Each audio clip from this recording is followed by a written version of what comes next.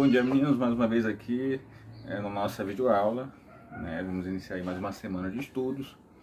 Espero que todos tenham uma semana abençoada, que os estudos possam vir para, fortalecer aí a vida da gente nesse momento de confinamento, e aí eu vim aqui para a gente contribuir um pouco mais, no nosso crescimento intelectual. Então espero que vocês gostem da nossa aula e bom estudo! Oi gente, bom dia! Sejam bem-vindos aqui mais uma vez na nossa videoaula. Vamos dar sequência aqui ao nosso capítulo 6, que trata da União Europeia.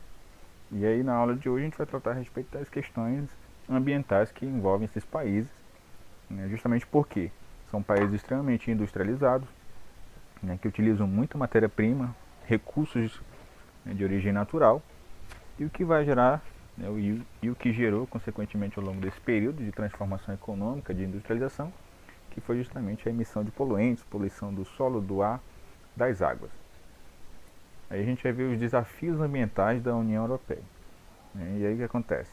Eles enfrentam atualmente grandes desafios relacionados à questão do meio ambiente, como por exemplo, como manter a economia sem degradar o ambiente, como continuar a crescer economicamente sem utilizar tanto recurso natural. Muitos debates, muitos conflitos são vistos nas ruas dos principais países, justamente por conta do prejuízo ambiental causado justamente por conta dessa intensa atividade econômica. Aí nós temos aí a crescente produção de resíduos sólidos urbanos, ameaças à biodiversidade, problemas de abastecimento de água, degradação do solo, redução da qualidade de ar. Bom, aqui o primeiro, que é a produção de resíduos sólidos, está justamente associada à produção industrial. Então, quanto maior a demanda dentro das cidades, maior a produção industrial. E o que muita gente não sabe é que a Europa enfrenta problemas sérios para se livrar do lixo.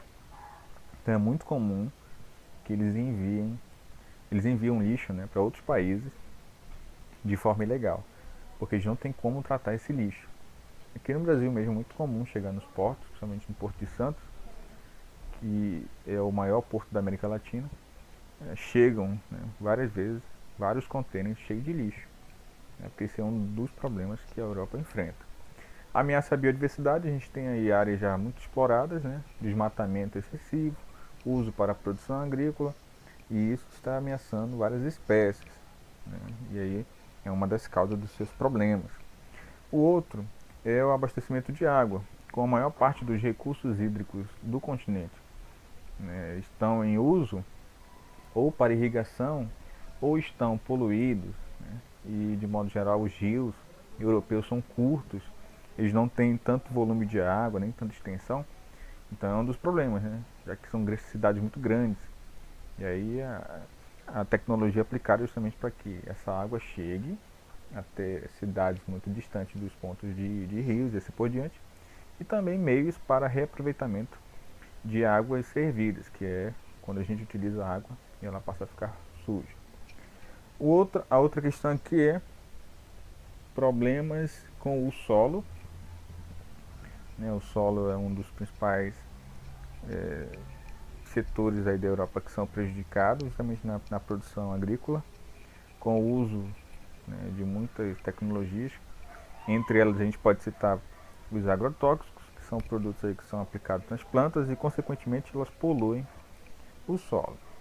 E aí, com a emissão de poluentes, quantidade de carros de modo geral nas cidades, casas que utilizam muito recurso, então a gente tem aí uma poluição do ar com a emissão de diferentes tipos de poluentes. E aí nós temos os principais danos que os países da União Europeia enfrentam. Como eu disse para vocês, é um bloco econômico muito forte, que está associado basicamente à produção industrial e ao crescimento de cidades com a produção industrial. Consequentemente, os problemas ambientais vêm junto. Quanto maior a produção, maior o problema.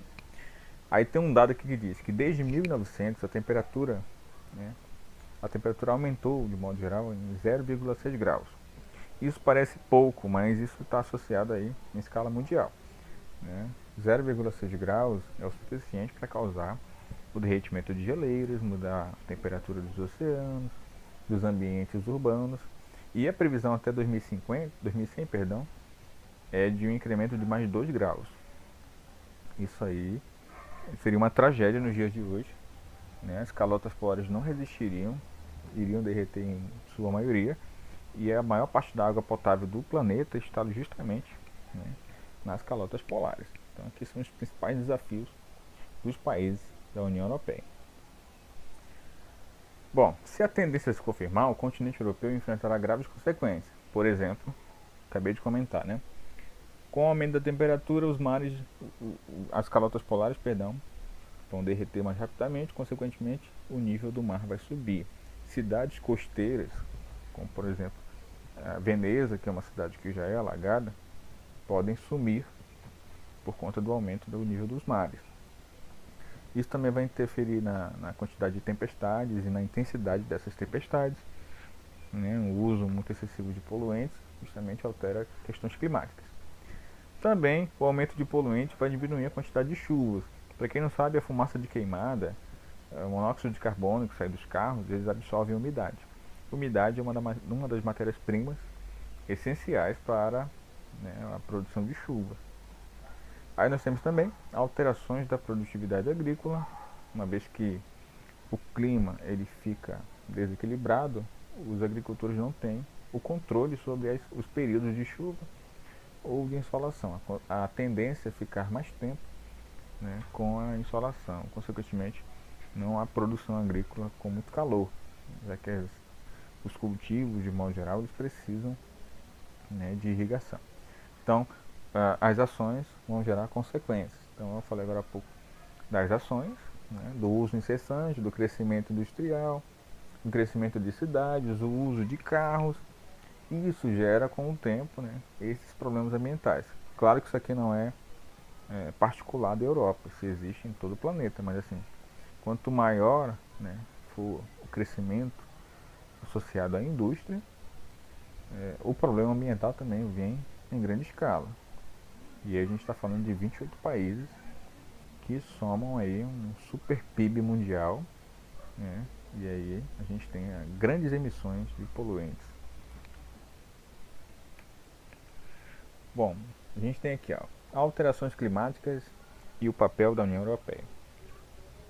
Bom, a União Europeia ela tem tido um papel fundamental de vanguarda a nível internacional, considerando o combate às alterações climáticas uma prioridade e participando ativamente das negociações.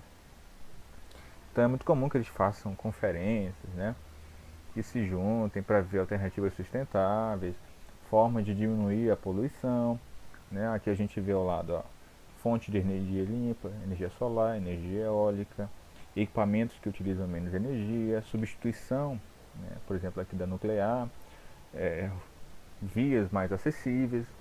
Então a gente vai ter, por exemplo, aqui, ó, adoção de medidas como, por exemplo, consumo mais eficiente de energias menos poluentes, transportes limpos, sustentáveis, empresas, né, que se responsabilizem para diminuir poluentes, a agricultura, né, com o uso mais consciente do solo, e a criação de um quadro legislativo favorável à investigação e à inovação. Então o lema é ambiente, nosso futuro, nossa escolha. Então isso aqui são alguns dos objetivos, né? A União Europeia então buscou uma preocupação, né, mais clara a respeito dessa questão, justamente por conta dos seus graves problemas que eles enfrentam atualmente, né? São muitos, né? Desde a questão da imigração, a questão do crescimento das cidades, né? E aí a questão ambiental. E aí, diga-se de passagem, é muito vista assim, a nível mundial como um mau exemplo, né? Podemos dizer assim. Bom, nós temos aqui a COP21, né? O que é isso aí, né? Isso faz parte da Conferência das Nações Unidas sobre Mudanças Climáticas, que reuniu então 195 países no ano de 2015, que adotaram então o primeiro acordo climático global. Então, ele foi conhecido como Acordo de Paris, que veio justamente estipular um plano de ação para evitar mudanças climáticas. Isso, né, limitando o aquecimento a 1,5 graus Celsius, ou seja, é um nível que eles vão tentar manter para que os poluentes não cheguem a níveis alarmantes, como eu falei agora há pouco. A tendência até 2100 é 2 graus, e eles estão tentando limitar a 1,5 graus, né, o que é uma estimativa muito positiva no sentido de se evitar novos entraves ambientais, né, diminuir um pouco essa questão dos poluentes, tentar tornar as cidades e a indústria de modo geral um pouco mais sustentável, tá certo? Então essa aqui é a questão da COP21.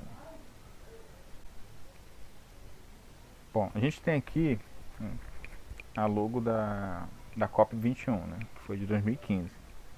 Então nós temos aí alguns dados.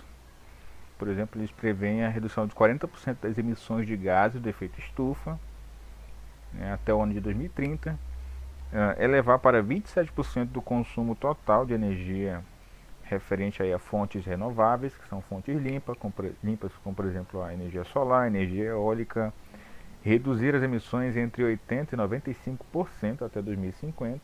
Isso aí é bastante expressivo, né, se eles conseguirem.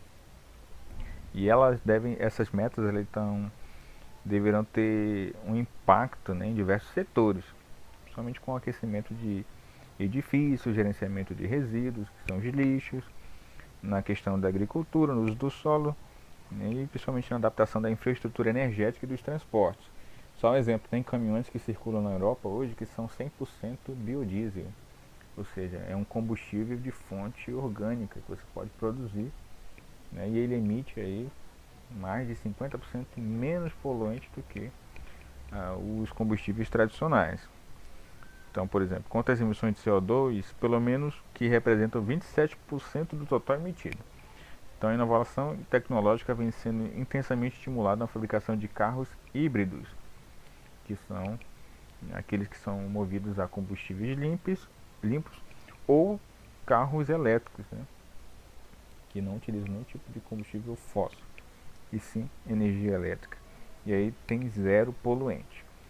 Mas esses veículos necessitam de menos mão de obra, então gerando então preocupação do que isso possa ameaçar o emprego de milhões de trabalhadores do setor automobilístico. Então é um entrave, né?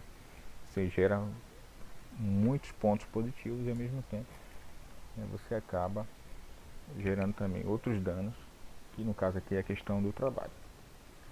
Bom, ele valerá a partir desse ano de 2020, então ele responsabiliza todos os participantes de acordo com seu poder de ação. Quem produz mais vai ter que diminuir mais a emissão, quem produz menos, diminui menos.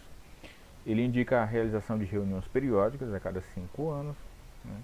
Então provavelmente em 2025 terá uma próxima reunião, já que ele vai começar a valer esse ano.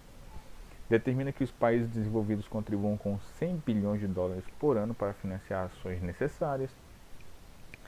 Então a gente tem aí um bom valor para que se aplique, já que a gente não está falando só de Europa, né? A questão climática envolve o mundo todo. Então são mais de 200 países, então nós temos aqui nesse acordo 195. E aqui não traz menções concretas a metas de redução de emissões por país. Na verdade ele vê uma escala global, né? É como se fosse um dano geral. Então todos trabalham juntos para conseguir, né, um dado significativo. Bom, transformar a economia da União Europeia para um futuro sustentável. Então isso aqui são iniciativas bem ambiciosas, né? Por exemplo, aumentar a ambição